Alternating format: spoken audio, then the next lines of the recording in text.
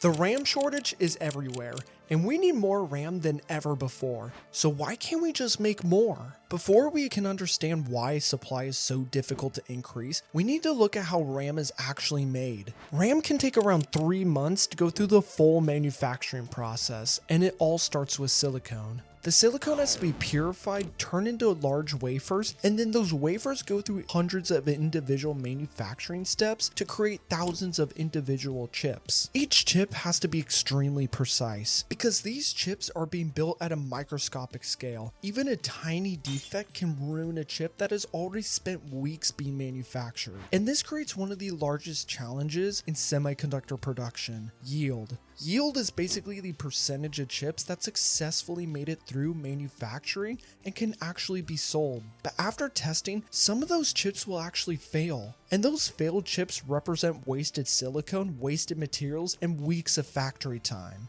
So even if companies solve that problem, there's another issue. They need more factories. And building these is where things get even more difficult. The factories that make memory are called semiconductor fabrications. And these are some of the most expensive manufacturing facilities on Earth. A modern semiconductor fabrication can cost tens of billions of dollars to build. Some new fabrications have price tags exceeding $20 billion before they even produce a single chip. And that's why increasing RAM production isn't something companies can just fix overnight. But even if companies decide to build more factories, why doesn't the supply just increase? Companies have to decide years in advance how many memory they think the market will need. And memory companies have to be careful. DRAM is a very cynical industry. When demand is high, companies invest heavily and build more capacity. But when demand falls, those same factories can become extremely expensive problems. And balancing supply and demand is why only a few companies are willing to take on this risk. Because there aren't many companies making RAM in the first place. The memory industry is extremely concentrated.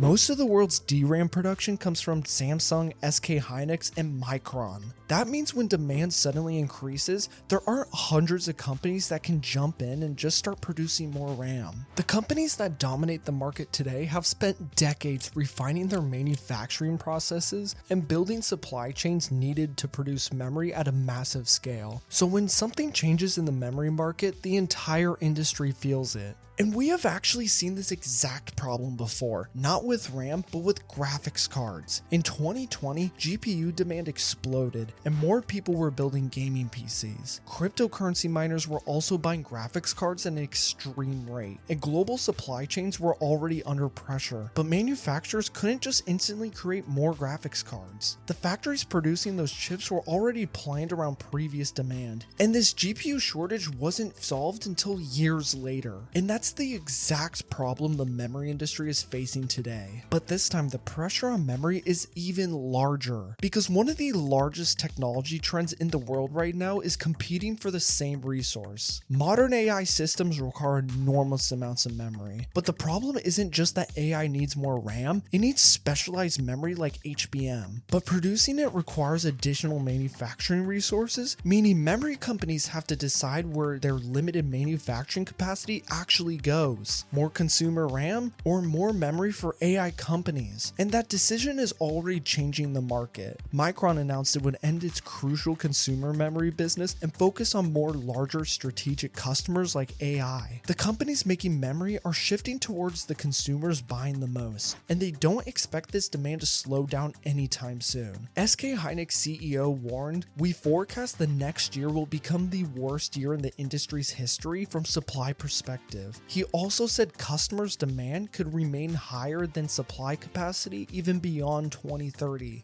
And that brings us back to the original question. Why can't we just make more RAM? Because the problem isn't that just companies don't want to produce more. They are already expanding factories. And it takes weeks and even months to manufacture new chips. Because in the memory industry, the hardest part isn't making more RAM, it's making more RAM fast enough. Thank you guys for watching. If you guys enjoyed this video, make sure to like and subscribe, and let me know your thoughts down in the comments. But I'll see you guys in the next one. Peace.